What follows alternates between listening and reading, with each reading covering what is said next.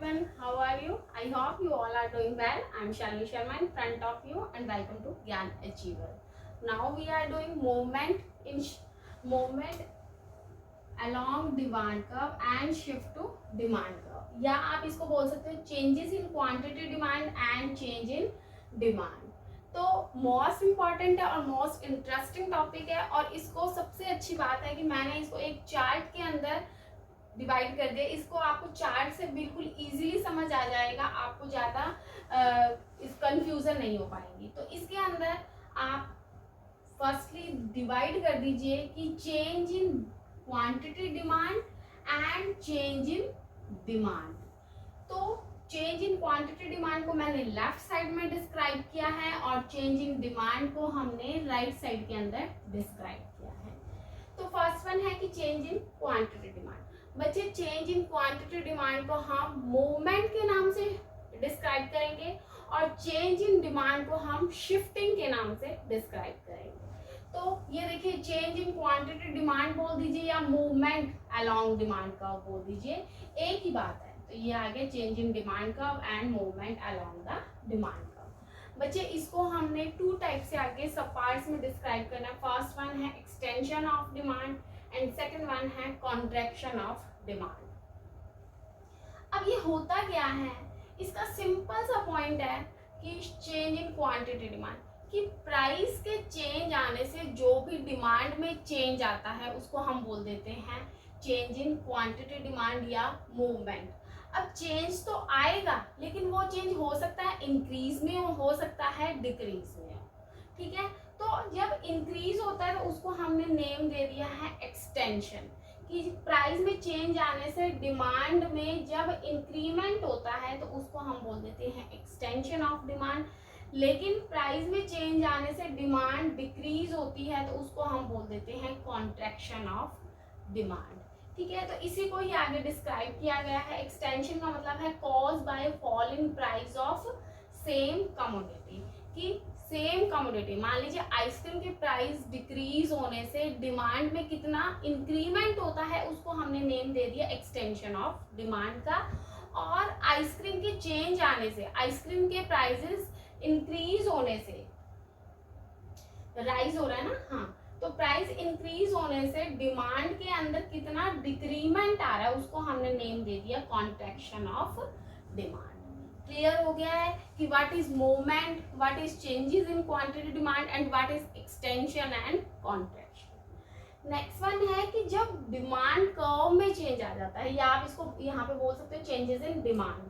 जब change in demand होगा तो उसको हम शिफ्ट टू डिमांड कर्व भी बोल सकते हैं.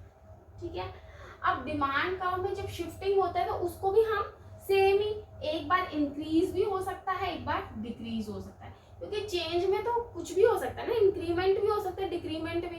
तो हमने इसको अलग अलग पार्ट्स में डिवाइड कर दिया है.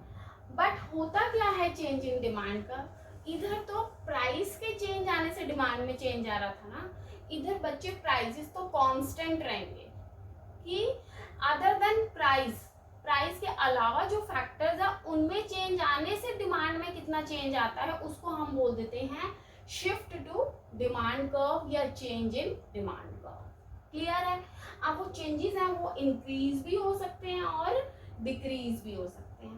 तो फैक्टर्स जो अदर देन प्राइस है उनके चेंज आने से अगर इंक्रीमेंट हो रहा है तो हम उसको बोल देते हैं इंक्रीज इन डिमांड, बट अगर डिक्रीमेंट हो रहा है डिमांड में तो हम उसको बोल देते हैं डिक्रीज इन डिमांड. ठीक है, आ गई आपको बात समझ. तो यही डिफरेंस है कि मूवमेंट में प्राइसेस के चेंज होने से जो डिमांड में चेंज आएगा, इसमें प्राइसेस तो आपके कांस्टेंट रहेंगे, लेकिन अदर देन प्राइस जो भी फैक्टर्स में चेंज आता है उससे जो डिमांड में चेंज आता है उसको हम शिफ्टिंग का नेम दे देते हैं. क्लियर हो गया आपको डिफरेंस कि क्वांटिटी डिमांड में चेंजेस आने से क्या होगा. बस ये इकोनॉमिक्स की लैंग्वेज है कि इधर तो हम एक्सटेंशन बोल देते हैं, कॉन्ट्रैक्शन बोल देते हैं, लेकिन जब अदर देन प्राइस में चेंजेस आने से हम उसको नेम दे देते हैं increase in demand and decrease in demand. Clear है. अब मैं आपको ये पूरे का पूरा अकॉर्डिंग टू शेड्यूल और कर्व के थ्रू रिप्रेजेंट कर देती हूँ, जिससे आपके लिए इजी हो जाएगा पूरे का पूरा इसको समझना. तो लेट्स स्टार्ट। फर्स्टली हम कर लेते हैं मूवमेंट्स, ठीक है। तो मूवमेंट्स के अंदर आप डिस्कस कीजिए सबसे पहले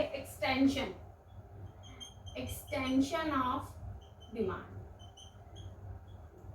अब एक्सटेंशन में इसमें था ही क्या मूवमेंट के कि प्राइस में चेंज आने से डिमांड में कितना चेंज आता है, तो यहाँ पे हम प्राइसेस में चेंज कर रहे हैं। तो ये देखिए यहाँ पे मैंने ले लिया प्राइस ऑफ आइसक्रीम और यहाँ पे मैंने ले ली है क्वांटिटी डिमांड। कि आइसक्रीम का प्राइस मान लीजिए जब आपका कितना था, मान लीजिए 10 था, तो आप कितना ले रहे थे, मान लीजिए 20 ले रहे थे, ठीक है। लेकिन जब आपने प्राइजेस 5 किए तो आपकी जो डिमांड है वो कितनी हो गई है, 40 यूनिट्स हो गई। ये इन यूनिट्स लेके चलते हैं, ठीक है। समझ आई? प्राइजेस क्या हो रहे हैं, डिक्रीज हो रहे हैं, तो आपकी जो डिमांड है वो क्या हो रही है, इंक्रीज हो रही है। 10 से 5 हुई और यहाँ पे 20 से 40 हो गई। क्लियर हो गया? जो मैंने कल आपको बताया था लॉ ऑफ डिमांड के अंदर कि इनवर्स रिलेशनशिप होता है, तो yes this is the inverse relationship between price of ice cream and quantity demand. अब हम इसको ग्राफिकली रिप्रेजेंट करें। ये ले लीजिए, यहाँ पे हमने ले लिया प्राइस और यहाँ पे ले लिया हमने क्वांटिटी डिमांड। प्राइस ये ले लीजिए 10 और इधर ले लीजिए 20, इधर ले लीजिए 20 और इधर ले लीजिए 40। बच्चे जब प्राइस 10 था तो डिमांड कितनी थी, 20, तो यहाँ पे हम मेंशन कर देते हैं, ठीक है। और जब प्राइस 5 हुआ तो डिमांड कितनी हो गई है, ये बिल्कुल स्मॉल हो जाएगा, मैं ऐसे करती हूँ, यहाँ पे ले लेती हूँ 5 और यहाँ ले लेती हूँ 10 ताकि आपके लिए पूरा बिग साइज बन जाए। आइसक्रीम का प्राइस जब 10 था तो डिमांड थी 20, तो ये रहा आपका 10 और 20। नेक्स्ट वन है जब प्राइस 5 हुआ तो आइसक्रीम की डिमांड 40 हो गई है, तो ये देखिए बन गया। ये इस तरह से मैच कर दो, ये पॉइंट ए हो गया और ये पॉइंट बी हो गया। क्लियर है? तो पहले किस पॉइंट पे थे हम, 10 से 20, तो ए पॉइंट पे थे और ए से क्या हो गया है, बी हो गया, तो इट मीन्स यहाँ पे शिफ्ट हो गया। इसको हम क्या नाम दे देते हैं, एक्सटेंशन ऑफ डिमांड। कुछ स्टूडेंट्स कंफ्यूज हो जाते हैं कि मैम ये तो देखो डाउनवर्ड जा रही है, तो ये इंक्रीमेंट क्या हो रहा है। बच्चे मैंने यहाँ पे स्पेशल मेंशन किया कि डिमांड इंक्रीज हो रही है, और डिमांड यहाँ पे हमने मेंशन किया 20 से 40। पहले डिमांड इतनी थी, सिर्फ 20 थी, और अब डिमांड कितनी हो गई है, 40 हो गई है। तो ये क्या हो गया, डिमांड का इंक्रीमेंट हो गया है, तो इसलिए हमने इसको नाम दे दिया एक्सटेंशन ऑफ डिमांड। क्लियर हो गया आपको? इसी तरह से सेम हम ले लेते हैं contraction of demand. Contraction of demand के अंदर हमें पता है कि डिमांड हमारी डाउन हो जाएगी, और डाउन कब होगी, जब प्राइसेस हमारे इंक्रीज हो जाएंगे आइसक्रीम के। तो यस लिख लीजिए कि प्राइसेस ऑफ आइसक्रीम, अब यहाँ पे आइसक्रीम का प्राइस जब 5 है तो डिमांड कितनी है हमारे पास, यहाँ पे मान लीजिए 20, और जब आइसक्रीम का प्राइस 10 हो गया तो डिमांड भी क्या हो जाएगी, यहाँ पे मान लीजिए कम करके 10 ही कर दे। आगे बात समझ?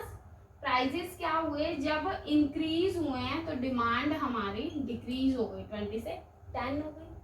इसको अब हम डायग्रामेटिकली रिप्रेजेंट कर देते हैं। बच्चे वही प्राइस को हम लिख लेते हैं यहाँ पे 5 से और इधर 10, और ये डिमांड लिख लेते हैं 10 और 20। मेंशन कीजिए 5 पे 20, तो 5 पे 20 ये लीजिए। नेक्स्ट वन 10 पे 10, तो 10 ये रहा 10 पे, और इधर से हम और मैच कर देते हैं, ये रहा 10। तो ये पहले कौन सा पॉइंट था, ये ए पॉइंट था, और फिर कौन सा पॉइंट बना हमारा, बी पॉइंट बना। तो अब हम इसको मैच कर देते हैं डॉट्स को, ए से बी, इट मीन्स ये हो गया। पहले डिमांड कितनी थी, 20 थी, लेकिन अब डिमांड कितनी हो गई है हमारी, 10 हो गई, तो मीन्स डिमांड क्या हो गई है, यहाँ से डिक्रीज हो गई। तो इसको हमने नेम दे दिया कॉन्ट्रैक्शन ऑफ डिमांड। क्लियर हो गया आपको कि एक्सटेंशन और कॉन्ट्रैक्शन के अंदर क्या डिफरेंस होता है, बस यही है। इसी को ही हमने मूवमेंट का नाम दे दिया है, इसी को ही हमने चेंज इन क्वांटिटी डिमांड का नाम दे दिया। क्लियर है स्टूडेंट्स? और ये कॉम्पिटिटिव एग्जाम्स के लिए बहुत इंपॉर्टेंट है कि एक्सटेंशन ऑफ डिमांड किस रीजन से होता है। आपको 4 पॉइंट्स दे देते हैं कि other than factors, other than price ले लीजिए, प्राइस के अंदर इंक्रीमेंट हुआ, प्राइस के अंदर डिक्रीमेंट हुआ, इस तरह से आपको ऑप्शंस बना के दे दिया जाता है और फिर आपको उसमें से वन जो ऑप्शन है उसको करेक्ट करना होता है। नेक्स्ट वन है अब शिफ्टिंग टू डिमांड कर्व। मैं अब आपको शिफ्टिंग कर रही हूँ। शिफ्टिंग में हमें पता है कि प्राइस के अंदर कांस्टेंट होता है, प्राइस में कोई चेंजेस नहीं होता ड्यू टू अदर रीजंस। मान लीजिए price of related goods, income, taste, expectations, वो चेंज आने से आपकी डिमांड में कितना चेंज आता है उसको हम बोल देते हैं शिफ्ट ऑफ डिमांड कर्व। तो उसके अंदर फर्स्ट वन आता है हमारा इंक्रीज ऑफ डिमांड कर्व। तो इंक्रीज ऑफ डिमांड कर्व के अंदर प्राइसेस हमारे कांस्टेंट है। मान लीजिए प्राइस मैंने कितने ले लिए 10 और 10, और डिमांड में कितना चेंज आ गया, मान लीजिए 20 और 40 आ गया। तो डिमांड इंक्रीज होगी ना 20 से 40, प्राइसेस तो कांस्टेंट है। मान लीजिए ये प्राइस है टी के, ठीक है, टी के प्राइस है और टी की डिमांड बढ़ गई है। हो सकता है कि कॉफी के प्राइसेस इंक्रीज हो गए, कॉफी के प्राइस इंक्रीज हो गए तो जो कॉफी पीने वाले पर्सन थे वो भी क्या पीने लगे हैं, टी पीने लगे हैं, ठीक है। तो इस तरह से ये चेंजेस आ गए। तो इसके अंदर हम ग्राफिकली रिप्रेजेंट कर देते हैं। ये हमारा आ गया 5 और ये हो गया 10, इधर ले लीजिए 20 और इधर ले लीजिए 40। बच्चे प्राइजेस तो 10-10 है, मीन्स यहाँ पे भी 10 और ये प्राइस तो हमारा 10 में फिक्स्ड हो गया, ठीक है। अब डिमांड कितनी है हमारी, फर्स्ट पॉइंट पे है हमारी डिमांड 20, तो ये भी 20, इट मीन्स इस पॉइंट पे है। और हमें पता है डिमांड कर्व कैसे बनती है, लेफ्ट टू राइट और डाउनवर्ड बनती है। तो इट मीन्स ये वाली डिमांड कर्व बनती है ए पॉइंट पे। फिर डिमांड कितनी हो गई है 40, प्राइस तो वही कांस्टेंट है तो हमने तो पूरा ड्रॉ ही कर लिया है। अब 40 पे ये वाली डिमांड कर्व हो गई। अब वैसे ही सेम कंडीशंस रूल्स पता है, डिमांड कर्व पहले डी थी और अब डिमांड कर्व क्या हो गई, शिफ्ट हो गई है, D1 हो गई है। किस पॉइंट पे, बी पॉइंट पे हो गई। तो इसको हमने क्या नाम दिया, ये शिफ्ट हो गई ए पॉइंट से बी पॉइंट पे। और ये क्या हो रहा है, डिमांड 20 से 40 हो गई, इट मीन्स क्या हो गया, इंक्रीज इन डिमांड कर्व हो गया। तो इसको हमने इंक्रीज इन डिमांड कर्व का नेम दे दिया। क्लियर है आपको, कोई भी इशू हो इस पॉइंट के अंदर? नेक्स्ट वन है डिक्रीज इन डिमांड कर्व। अब डिक्रीज इन डिमांड कर्व के अंदर भी मैं क्या आपको बोलती हूँ कि प्राइस जो है वो कांस्टेंट होंगे, तो प्राइसेस हम वही मान के चलते हैं, इधर 10 और 10। थोड़ा सा अपना IQ लेवल देखना कि डिमांड कर्व को हमने डिक्रीज करना है, तो ऑब्वियसली डिमांड हमें डाउन करनी है। तो डिमांड प्राइस तो कांस्टेंट है, तो पहले हम कर देते हैं, मान लीजिए इधर 50 और अब क्या कर देते हैं 25 कर देते हैं। डिमांड हो गई ना डिक्रीज, 50 से 25 हो गई है, ठीक है। अब इसको हम डायग्रामेटिकली रिप्रेजेंट कर देते हैं। ये हो गया हमारे पास 5, ये हो गया 10 और यहाँ पे हम ले लेते हैं 20, 40 और 60, ठीक है। वही प्राइस तो कांस्टेंट है, 10 है, तो यहाँ पे हम प्राइस को फिक्स कर लेते हैं। फर्स्ट डिमांड कितनी है हमारी 50 आ जाएगा 40 और 50 के मिड में। डिमांड कर्व के रूल्स के अकॉर्डिंग डाउनवर्ड बन जाएगा और लेफ्ट टू राइट, तो ये क्या बन गई हमारी डी डिमांड कर्व बन गई। नेक्स्ट वन 50 से कितनी हो गई है 25 हो गई, तो अब 25 कहाँ आएगा, यहाँ आ जाएगा पॉइंट। तो इसके अंदर फिर से हमने, तो ये क्या हो गई है हमारी D1 और D1 डिमांड कर्व हो गई। मीन्स पहले हमारी डिमांड ए पॉइंट पे थी और अब डिमांड जो किसकी है, ये मान लीजिए टी की है, टी की डिमांड अब क्या हो गई बी हो गई है, तो डिक्रीज हो गई। तो ये क्या हो गया, डिक्रीज इन डिमांड कर्व। अब इसमें कोई एग्जांपल ले लीजिए कि यहाँ पे तो आपके कॉफी के प्राइसेस इंक्रीज हो गए थे तब टी की डिमांड इंक्रीज हुई। यहाँ पे आप कह दो कि जो कॉफी के प्राइसेस हैं वो डिक्रीज हो गए। जब डिक्रीज हो गए तो टी की डिमांड डिक्रीज हो गई, लोग किसकी तरफ शिफ्ट हो गए हैं, कॉफी की तरफ शिफ्ट हो गए हैं, ठीक है। आ गई बात समझ। तो ये एग्जाम्पल हो गया हमारे डिक्रीज इन डिमांड कर्व के। बच्चे बस यही था मूवमेंट और shifting of demand curve. Clear है? आई होप आपको बहुत इंटरेस्टिंग लगा होगा आज का लेक्चर और आपको समझ भी आ गया होगा, क्योंकि ये बहुत इंटरेस्टिंग सा पॉइंट था और इसमें से एक क्वेश्चन आ भी जाता है। तो प्लीज इसको आप बहुत ध्यान से पढ़िएगा, समझिएगा। और अब हम मिलते हैं अपनी नेक्स्ट क्लास के अंदर। Thank you so much, have a nice day and God bless you. Please like, subscribe and share my channel. Thank you.